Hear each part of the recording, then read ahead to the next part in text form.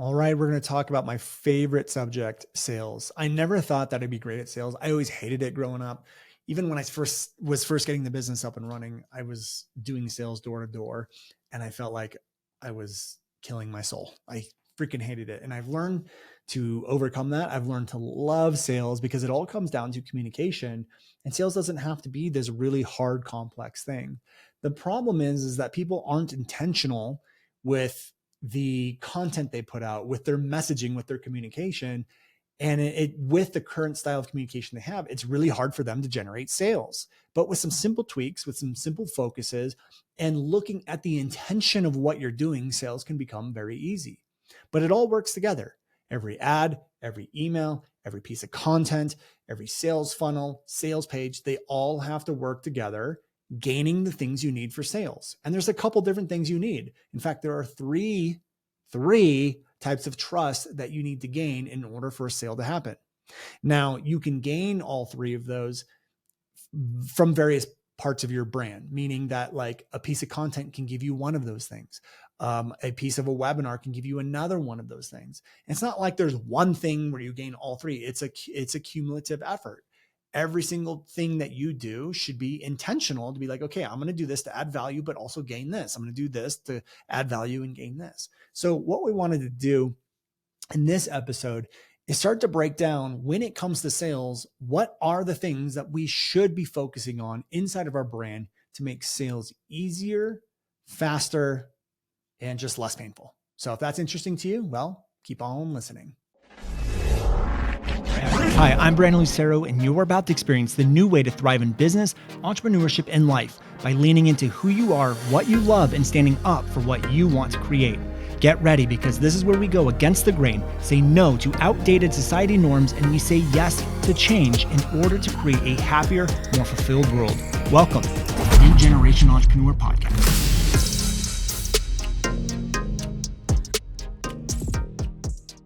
Hello, ladies and gentlemen, and welcome back to another episode. We are continuing with our series of messaging in various parts of your business, funnels, ecosystems, all that jazz. So what we've covered so far are the messaging elements that work in content. We've talked about ads. We've talked about what else? I don't know, other stuff. You can go back to the podcast and check out each section. Today is going to be about sales, and this will be a really fun episode. A really good episode, because there are different ways we need to look at when it comes to sales. So there's going to be like sales on sales calls. There's going to be, how do we teach and create demand and generate a sale from our teachings? Or how do we have our content help us with sales? So there's a lot of ways that messaging is going to help us with sales. So we're going to dive into various, topics. We're going to go into various elements. We're going to go into all of that stuff, and we're going to talk about sales. And then on the next episode, the final episode, we're going to round out by talking about all of the elements and the various areas that you're going to use them, almost like a recap episode. But now that we dove in, gone into each area specifically, we can do one. Next episode will be a sort of holistic approach. It'll be the final episode, putting in all the pieces together on how to use this inside of a brand and ecosystem and all that stuff. So let's dive in. Let's talk about sales. You have to understand, I think the reason why a lot of people, like their messaging, their content, and things just don't work for them the way they want them to, is because they look at sales as something that happens like on a sales mechanism. And what I call a sales mechanism is the thing in which you use to sell, like a webinar, a video series, a challenge, a call, all of that stuff. But what they don't realize is everything that leads up to that point is also helping or hurting your sales. So when you write your ad, that's leading and setting, leading someone based off of maybe a problem or a benefit or whatever, all of which plays a role in the sales. There are a couple things that need to happen in order for a sale to happen. A lot of people, we hear the belief all the time, give your best stuff away for free. If you add enough value for people, they're going to feel like they should buy from you. We hear things like, if you give them your best stuff for free, they're going to be like, wow, I wonder what the paid stuff is like. Like we hear that all the time, right? It doesn't work that way. Like this concept of, let me just give away so much value that you feel compelled to buy from me now, doesn't work. And what happens is people start to give away so much stuff that they either overwhelm people. Number one, they trick people into thinking they have everything they need, or you actually hurt the audience's confidence and ability to feel like they can actually solve this problem, or have the ability to solve the problem. And that hurts sales too. So we have to get rid of this idea that if I just continue to add value and add value and add value, it's going to just lead to sales, because it doesn't. Here's the reason why. There's three types of things that we need. There's three types of trust that we need to develop in order for a sale to happen. And these three types of trust are developed throughout your brand, your emails, your live streams, your content, your ads, your funnels, whatever. Anytime someone's like interacting with your brand, you should be trying to gain something you need in order to make a sale. And yes, adding value is one of those things. So I don't want you to think that I'm telling you not to add value. I am telling you to add value. I don't want you to think I'm telling you not to do educational content, because I'm telling you to do educational content. I'm just saying we need more than just delivering information, delivering education, delivering how-tos, delivering tutorials. There's a lot of other things that have to happen. So I talk about the two types of trust a lot. There's actually three types of trust that you need. And my belief is that if you have all three types of this trust, you're going to make more sales. Okay. So there's three types of trust. I'm going to dive into the first one. The first one is what most people would call the know, like, and trust. Most people would call this build the know, like, and trust. This is the human to human connection. They need to trust you as a human being. If they don't trust you or they don't like you, they will not buy from you, even if they think you can solve their problem. In most cases, think about it. If you know there's someone that can help you solve the problem, but they have, opposite political views from you, they just like don't have the same values as you, they have the opposite values as you, they have opposite beliefs of you, like things that don't really affect their ability to help you solve the problem. Are you going to want to buy from them? Probably not. You want to find someone that you like resonate with, someone that you connect with. And that's the key thing there, is connection is what builds a lot of trust. Even with your spouse, if you guys don't have connection, like deep connection, it's hard to find the trust in each other. And so when you start to build on and work on the connection, your trust in them tends to go up. Your love for them tends to go up. All that stuff's the know, like, and trust with them tends to go up, right? So it's the same thing with your audience. The first type of trust is they need to trust you as a human to human. Now, the way to do that is to focus on connection. So incorporating your values, incorporating your beliefs, incorporating your identities into your brand, into your titles, into your content, all of that stuff helps build the know, like, and trust. They start to form this connection of, I really like this person. Okay. So that's number one. Number one is that trust.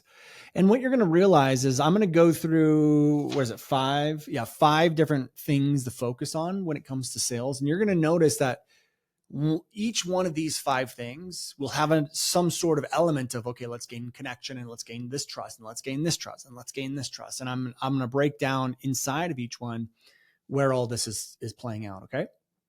So number 2, the second trust, and this is one most people don't know about, is they need to trust in your ability to solve the problem. If they do not trust in your ability to solve the problem, they will not buy from you. I have a lot of really successful friends. Some of them don't have kids, but if the ones who didn't have kids created a course on how to raise successful kids, I'm probably not going to buy their course, because they don't have kids. I don't trust in their ability to teach me how to raise successful kids, because they've never done it before. So I probably won't buy their product, even though I trust in my ability to raise kids, right? And I also trust, I have no like and trust in them. I trust them as human to human, like I just trust those people, but I still wouldn't buy the course because I'm missing the second type of trust. Okay. So trust in their ability to solve the problem. Now, what happens is when we get into overwhelm and we overwhelm people and we give them too much information and all of this stuff, well, guess what? We start to lose trust in someone's ability to solve the problem for us because it's just too complicated. I don't understand it. And they completely forget about relevancy.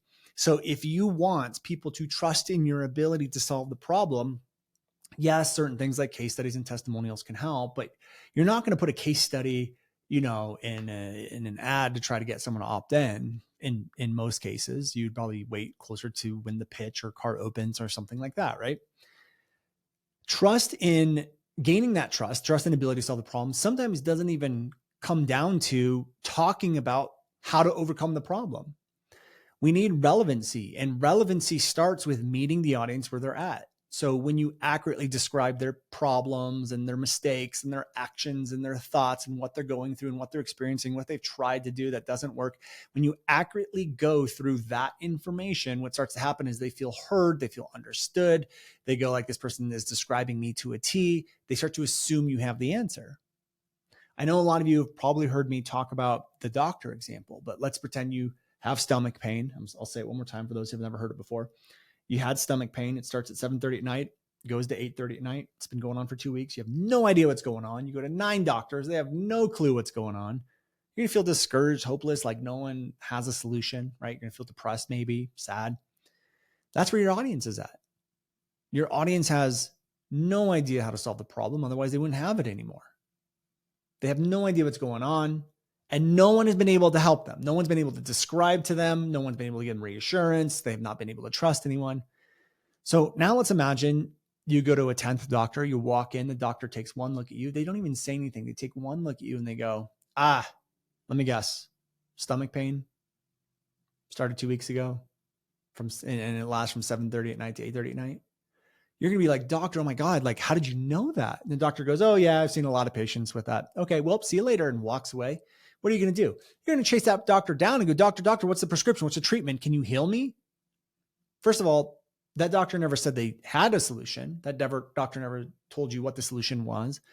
That doctor never said they even healed anyone from that. They didn't show you their degrees or their certifications. The doctor didn't show you case studies and testimonials, all the things that you think you need for sales, which by the way, do help, but aren't required. All those things were missing, yet there you are hunting them down, asking how to heal you, all because they accurately and specifically described your problems, your symptoms. You came up with this level of like, oh my gosh, they must have the solution, because they built huge amounts of relevancy. And so if you want to build trust in your ability to solve the problem, yes, we do want to demonstrate that we do have the solution, that we do have the understanding. We want to be careful with how we do it. We need to be strategic with how we teach and show the solution, so we're not overwhelming or giving out too much information. But it actually doesn't start with even mentioning solutions, saying you have a solution, or teaching the solution. To build trust in your ability to solve the problem, it actually starts with demonstrating that you understand the scenario, that you understand the circumstances, you understand what they're going through. And it's so specific and so accurate that they feel like your communication is so specific or so relevant to them in their situation that they automatically go, okay, I'm in the right place. This person clearly knows what they're talking about. They know their shit, right? They know their stuff. That's what we need. That's what's going to help with sales. So you can do this in content. You can do this in sales mechanisms like webinars and video series. You can do this in ads. Some of our best performing ads do this. Right? So some of our best performing ads actually will incorporate things from Trust 1 and Trust 2. We'll incorporate some identities. We'll incorporate some values and beliefs. We'll incorporate the problems and the symptoms. And we're even from like the get-go, the ad, we're already gaining things we need in order to sell. So there's Trust 1, which is the know, like, and trust. This is the human to human trust. Trust number 2 is trust in your ability to solve the problem. They need to have trust in your ability to solve the problem. Number 3, the third type of trust they need is they also need trust in their ability to solve the problem. If they get into overwhelm, they're not going to trust in their ability to solve the problem. They're like, it's too much. It's too complicated. I'm so confused. And you actually leave them in a worse spot, because now they're just like, okay, now it's totally hopeless. So this is why we don't want to overwhelm them. We have to be very strategic with the content we put out. We have to be very strategic with how we teach. We don't want to overwhelm. And becoming a better teacher becomes highly, highly important. I started making a lot more money when I learned how to become a better teacher.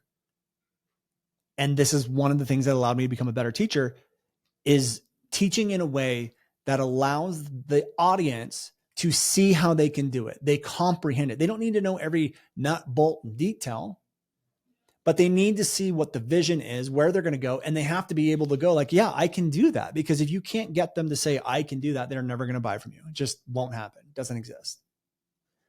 So this is why you need all three types of trust in order to sell. So number one, again, just to recap, they need to know, like, and trust you. This is, they trust you as a human being. They like you as a human being. You have shared values. You have shared identities. You have shared beliefs.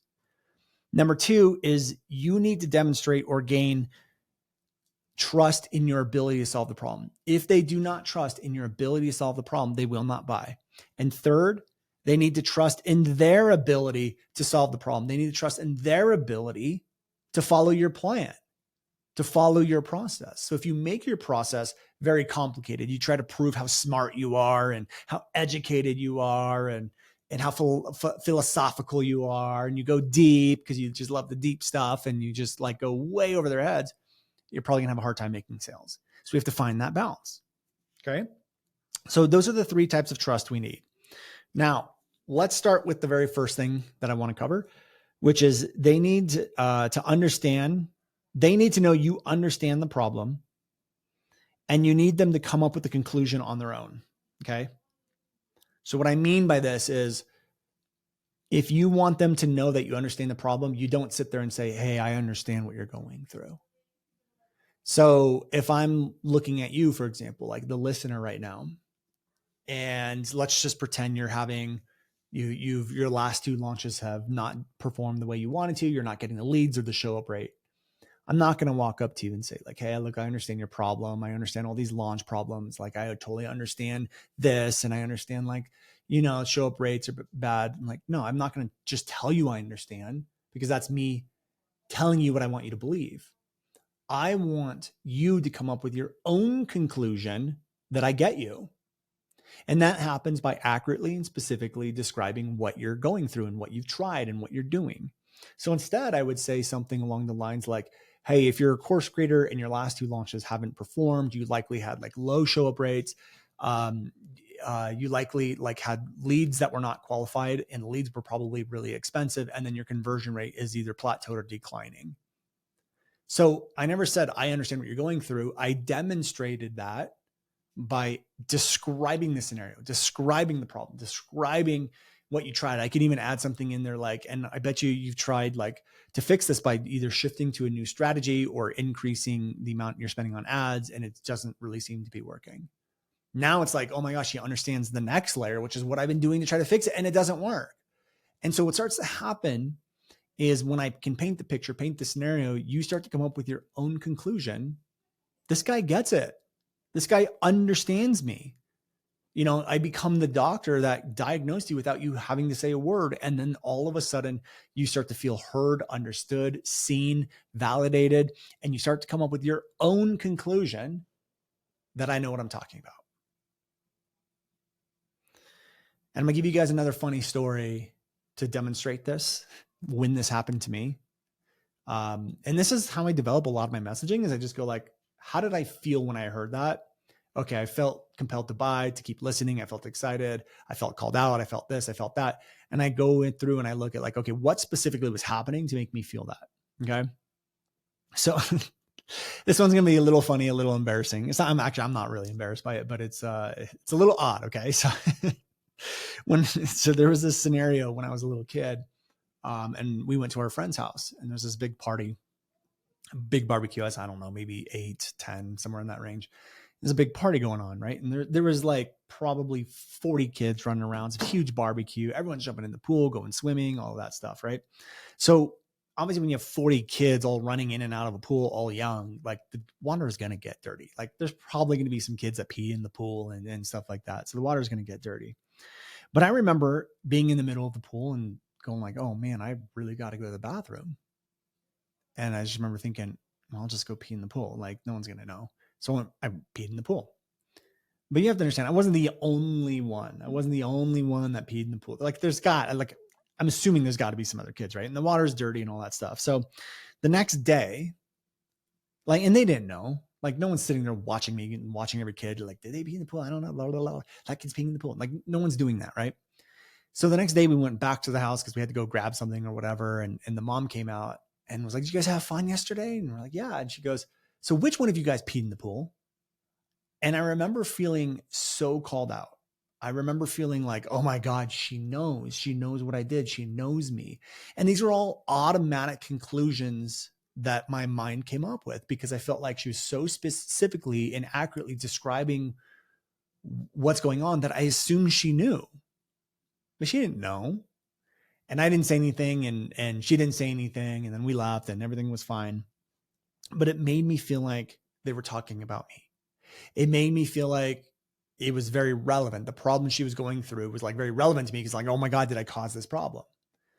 Now that example will show you what happens automatically inside of humans' minds when they feel like you're describing them to a T. Their subconscious goes up, their alert goes up. They go, oh my God, they know me. And that could be a good thing or a bad thing. And in my scenario with being in the pool, it was, I guess, kind of a bad thing because I felt bad about it. But when we do it with our audience and we focus on problems that they don't want and they're trying to get solved, then we still have that automatic feeling and that automatic reaction, but in the positive way where they automatically come up with their own conclusion. This person knows what they're talking about.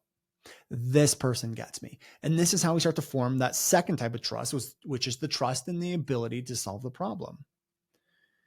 Now, this is about relevancy. This makes them feel heard. This makes them feel understood. It makes them feel like they're in the right place.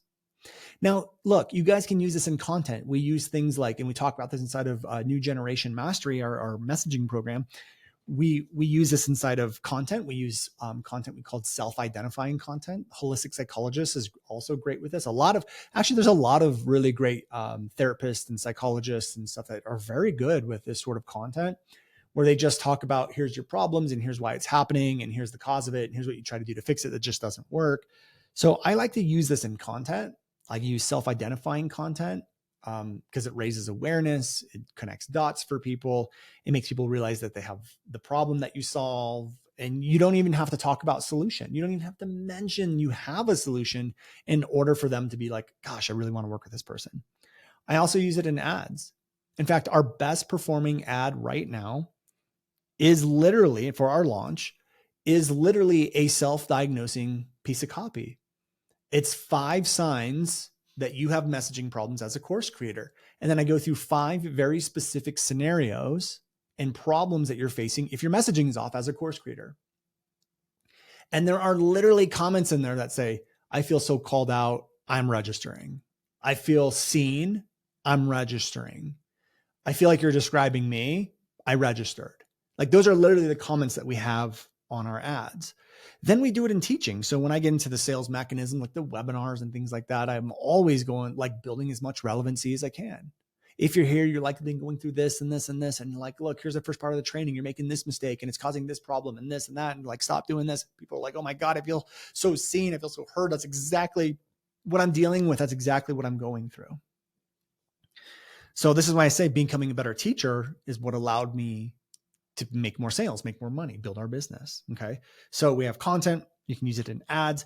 Even when you go through your steps, anytime I do step 1, step 2, step 3, and I do a tutorial, I always say like, if you have step 1 off, you're likely dealing with this problem and this problem, this problem. And I'm doing that throughout all of my messaging, all of my ecosystem, because I want to build as much trust in my ability to solve people's problems as I possibly can.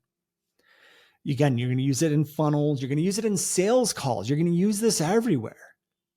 This will take trial and error. And when we work with our NGM Plus students in our mentorship program, this is the very first phase we have them go through because they have to. You have to be able to go through this.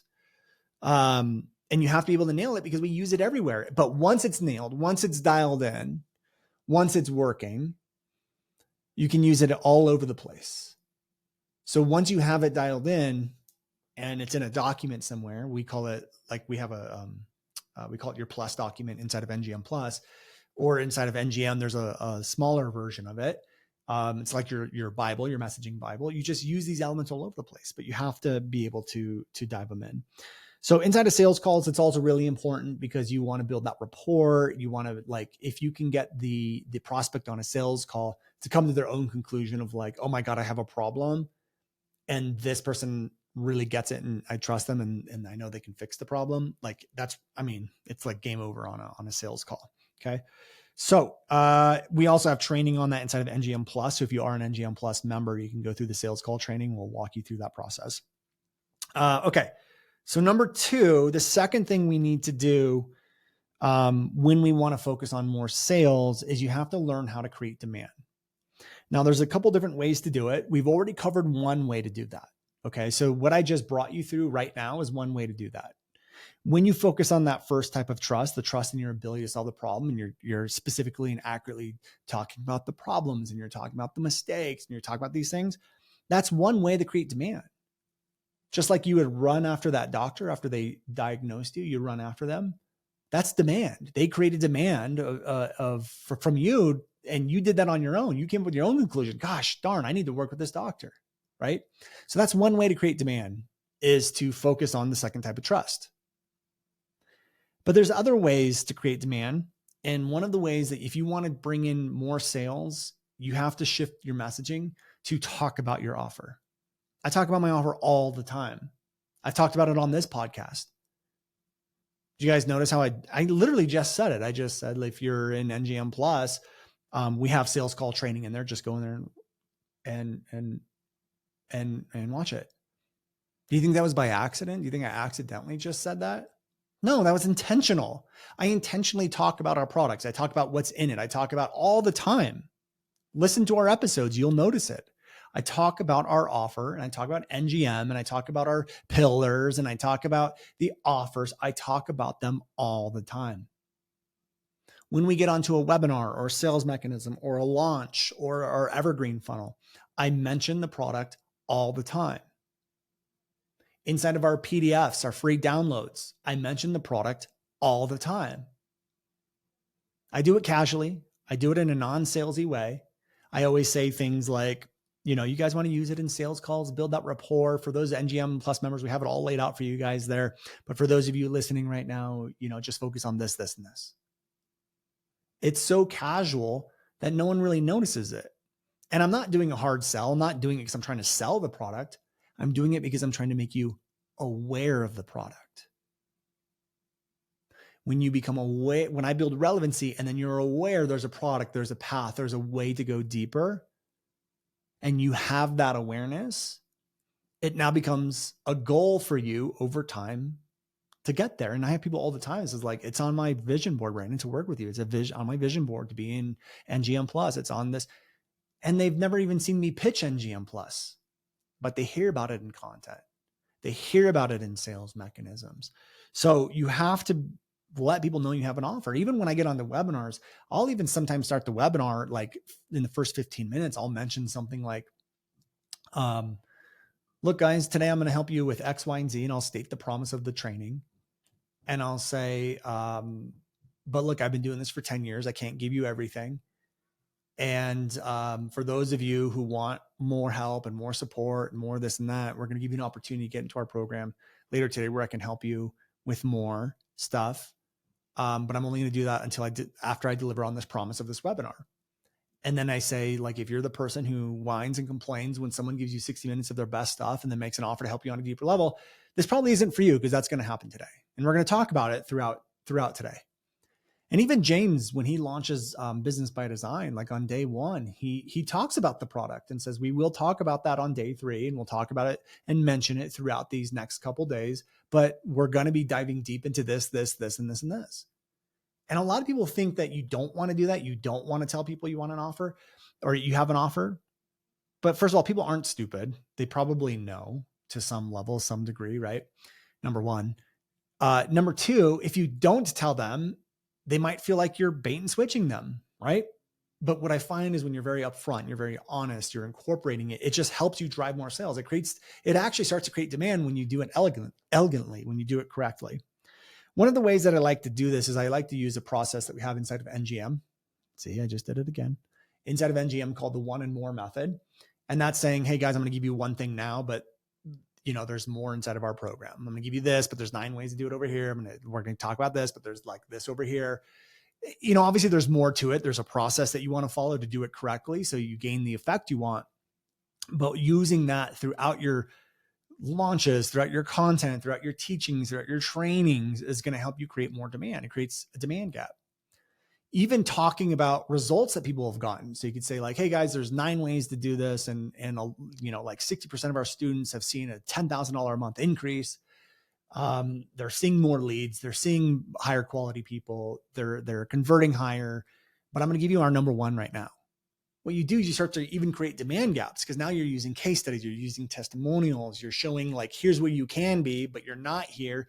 We have all the ways over here inside of this product, and you start to create this sort of demand gap. Okay. So in order to drive more sales, you have to learn how to create demand. And we talked about 3 ways to do that right now. Number 3 is you have to be a better teacher. And what this is going to do when you become a better teacher is it allows you to gain the know, like, and trust, and the third type of trust. So the first type of trust and the third type of trust. So the first type of trust is the know, like, and trust when you become a better teacher.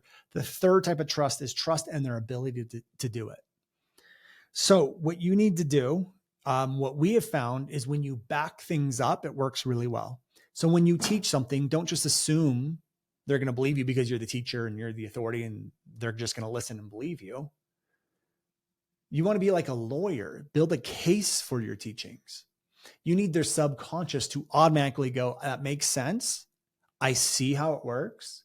I see that I can do it, and I believe that I can do it. When you teach and you give out so much information, you're risking overwhelming them, and you're risking getting them to a spot of like, I don't even know if I can do this, and they will never buy from you.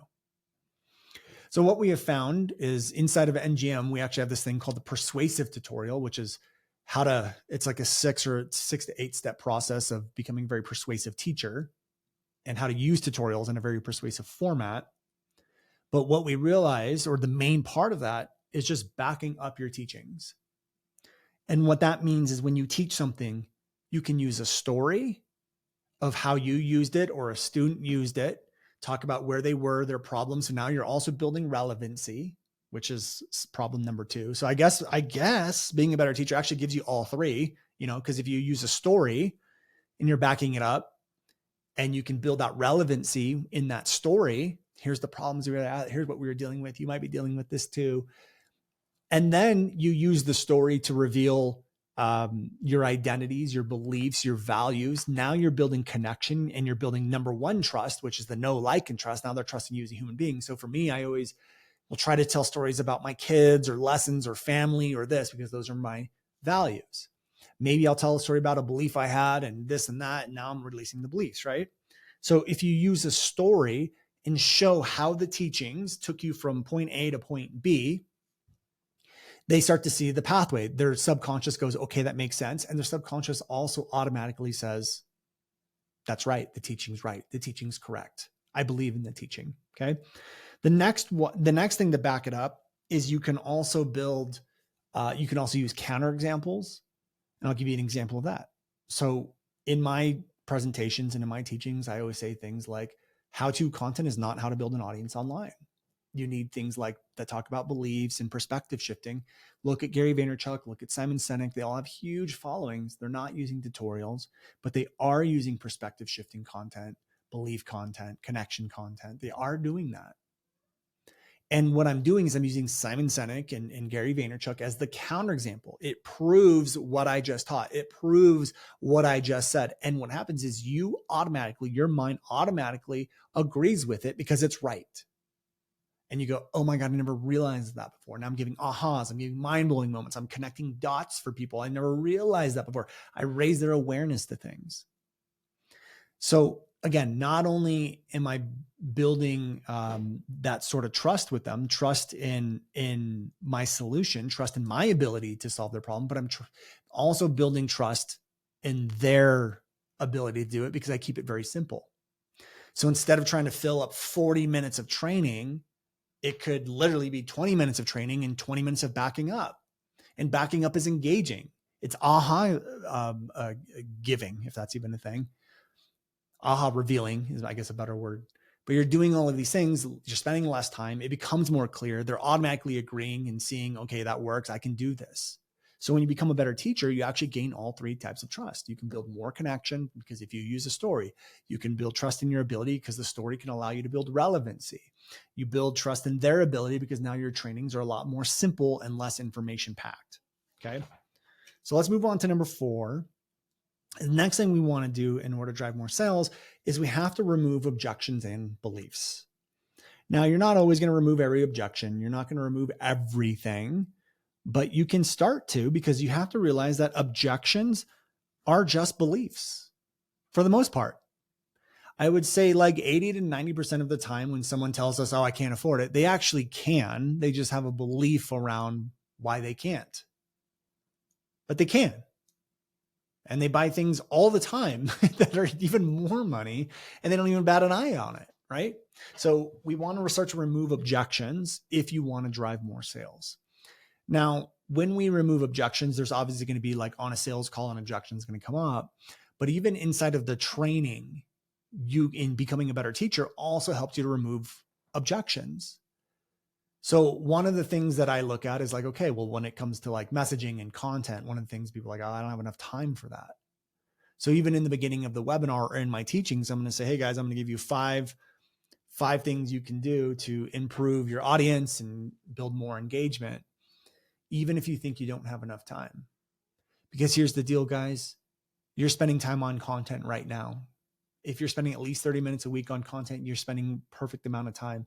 It's not about spending more time. It's about taking the time you're already spending and just adjusting how you do it so you get better results.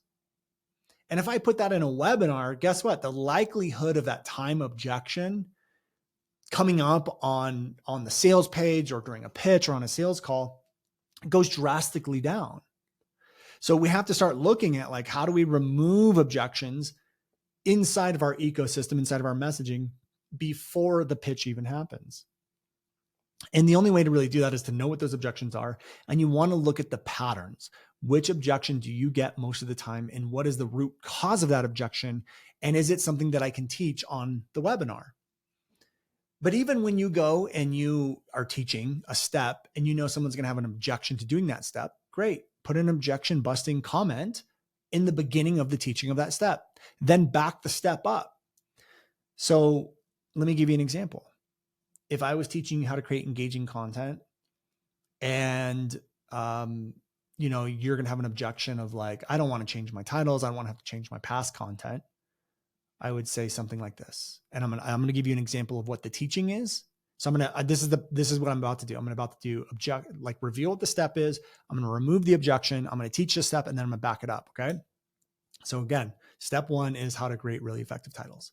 So I'll say something like, hey guys, what we're about to do is get into step 1. Now, if step number 1 is like broken and off, you're probably going to put out a lot of content that's really good. And you're not going to get a lot of clicks on it. Mostly because no one knows why they need to click on it. They don't see why they need to click on it. And what most people do is they just ignore this step altogether. They just keep posting more and more content thinking like, if I just post more, I'm going to get more eyeballs and clicks on stuff. And that usually doesn't work. So what step number 1 is adjusting the titles to have the right triggers that get people to automatically click. Now, look, a lot of people come to me and they go, Brandon, I don't want to think so hard in the titles, and I don't want to like have to go back and redo my titles and all of that stuff. They think it's going to be very time consuming. But what I tell people is if you do what I'm about to reveal to you and you do it to your past 40 pieces of content, I promise you that you're going to get more clicks on it. And it's going to take less time to change a title than it is to create 40 pieces of brand new content. You guys can all agree to that, right? So obviously time isn't really the issue if you're serious about getting onto these clicks or getting more clicks on your content. So here's what we want to do with our titles. We want to have 3 psychological triggers that are going to get people to click. You want to have a pain point, you want to have their identity, and you want to have a benefit integrated into the title. And then I would teach it, right? So I'd teach it, blah, blah, blah. Here's how you do it. Da, da, da, da, da. And I would say, so look at this video here of Gary Vaynerchuk. You can see it has 40 million views, and he has the psychological trigger here, here, and here. You guys see how that works? How many of you guys think you can do that?